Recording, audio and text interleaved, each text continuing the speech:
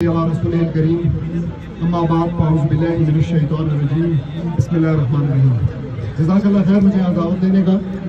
سب سے پہلے تو میں نہ صرف اپریشیٹ کرنا چاہوں گا، نہ صرف خراج تحسین پیش کرنا چاہوں گا سینیٹر مشتاق احمد خان صاحب اور ان کی اہلیہ کو، بلکہ ہم سب کے لیے اس میں ایک بہت بڑا میسج ہے، اور وہ میسج یہ ہے کہ کس طریقے سے ایک شخص تنہا ایک اتنی بڑی تحریک برپا کر سکتا ہے اگر آپ کے اندر چاہت ہو، جذبہ ہو اور کلیئرٹی ہو۔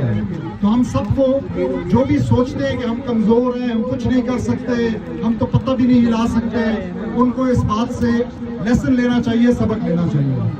اس کے بعد میں آپ کے سامنے صرف 4 نقطے رکھنا چاہوں گا، غور سے سنیے گا۔ سب سے پہلا نقطہ یہ ہے جس پہ بہت بات ہو چکی ہے کہ جو اس وقت ارض مقدس کے اندر ہو رہا ہے وہ ہمارے لیے، مسلمانوں کے لیے کسی بھی صورت قابل قبول نہیں ہے۔ 40,000 سے زیادہ شہادتیں، جس میں بیشتر تعداد عورتوں اور بچوں کی ہے، اور جس طریقے سے ان کو کاٹا گیا، جس طریقے سے بموں سے ان کو پھاڑا گیا، جس طریقے سے بچوں کے سر ان کے تن سے جدا کیے گئے، یہ ہمارے لیے تاریخ میں شاید پہلی بار اس طرح ہو رہا ہے، اور وہ بھی رننگ لائیو کیمراز کے سامنے۔ اس سے زیادہ ہمیں اور کیا ثبوت چاہیے؟ اس سے زیادہ اور کیا کھلی بغاوت ہو سکتی ہے اللہ سبحانہ تعالیٰ اور رسول اللہ صلی اللہ علیہ وسلم کی امت کے ساتھ؟ تو یہ ہمارے لیے قابل قبول نہیں ہے، اس پہ بہت بات ہوئی۔ میں دوسرے پوائنٹ کی طرف آؤں گا، اور وہ یہ ہے کہ ہمیں اب اس چیز کو ذرا سا غور سے سمجھنا ہے کہ اس مسئلے کا حل ہے کیا۔ ہم نے بائیکاٹ کر لیا اور ہم کرتے رہیں گے۔ ہمیں کوئی بھی اس نجس یہودی ریاست سے جس بھی پروڈکٹ کا تعلق ہے، جن بھی اشیاء کا تعلق ہے، ہمیں وہ نہیں چاہیے اپنے گھروں کے اندر، ہمیں وہ نہیں چاہیے اپنے پیٹ کے اندر، اپنے خون کے اندر، اپنے بچوں کو وہ نہیں کھلائیں گے۔ ہم نے چندے بھی اکٹھے کیے اور ہم اپنے آخری روپے تک، ہم اپنے آخری خون کے قطرے تک یہ چندے بھی اکٹھے کرتے رہیں گے۔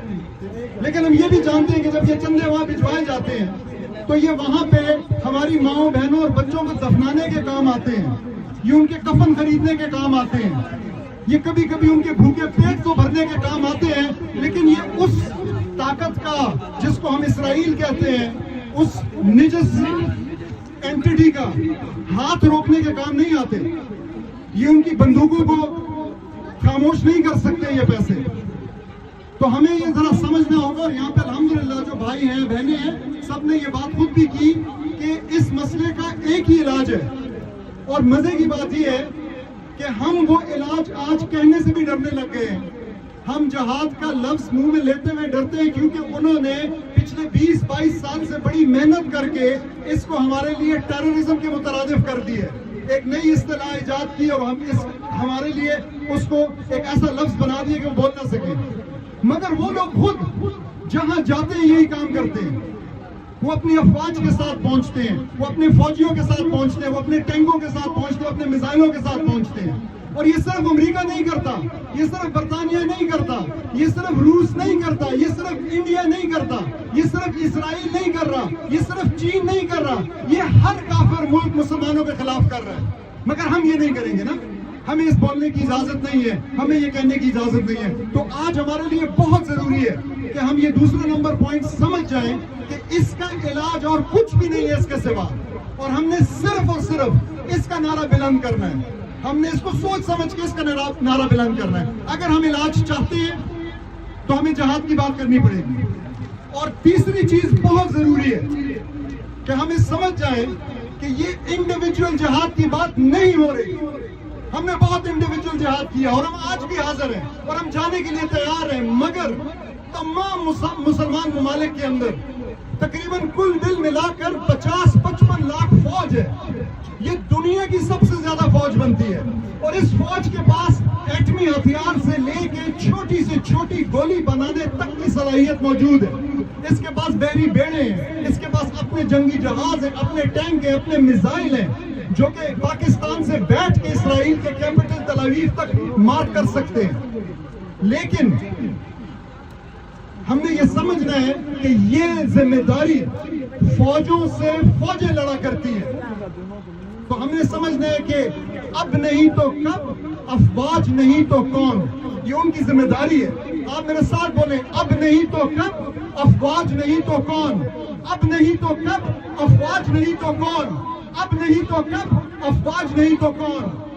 چوتھی بات، ہم یہ جان چکے ہیں کہ جو ہمارے حکمران ہیں بغیر کسی کا نام لیے، اور یہ جو نظام ہے اس کے اندر یہ طاقت ہی نہیں ہے، اس کے اندر یہ ایمان کی رمق بھی نہیں ہے کہ ہمیں یہ جو سلوشن امپلیمنٹ کر کے دے سکے. اگر ہم اس سے یہ امید رکھ رہے ہیں تو ہم فولز پیراڈائز میں رہ رہے ہیں، ہم بیوقوفی کر رہے ہیں. ہمیں اس امید کو چھوڑنا ہوگا.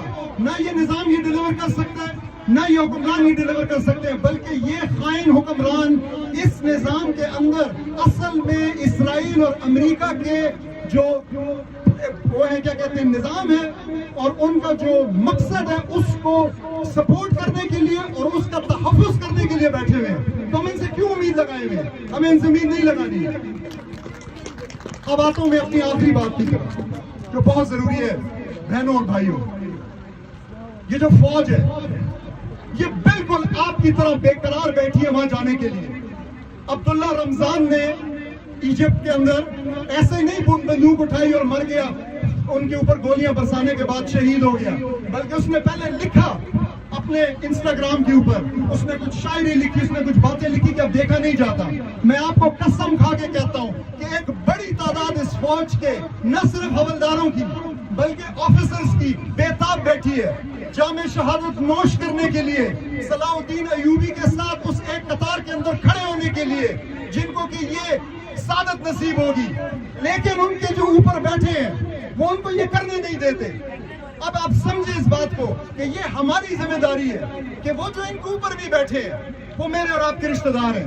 وہ امریکن نہیں ہے، وہ برٹش نہیں ہے، وہ گورے نہیں ہے، بلکہ وہ میرے اور آپ کے رشتہ دار ہیں. آپ کے چچا، آپ کے ماموں، آپ کے بھائی، آپ کے بہنوئی، آپ کے سالے، یہ سارے وہ لوگ ہیں. ہمارا کام ہے کہ ہم ان سے روزانہ کی بنیاد پر ملیں اور انہیں بتائیں کہ یہ سینیٹر مشتاق صاحب جو یہاں بیٹھے ہیں اکیلے تنی تنہا آ کر بیٹھے ہیں، یہ کیوں بیٹھے ہیں؟ یہ اس لیے بیٹھے ہیں کہ آپ کو احساس دلایا جائے، آپ کو شرم دلائی جائے، یا تو پہن لیں چوڑیاں اور ہمارے لیے خالی کریں اس جگہ کو کہ ہم جا کر سنبھالیں اس کو اور ہم لڑیں.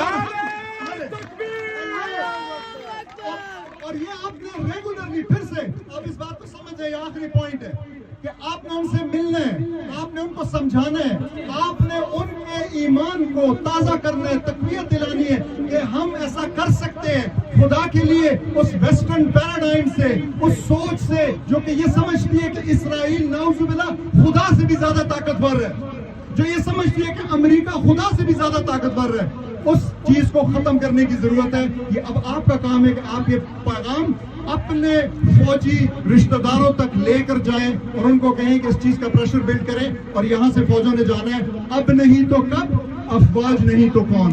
جزاک اللہ خیر.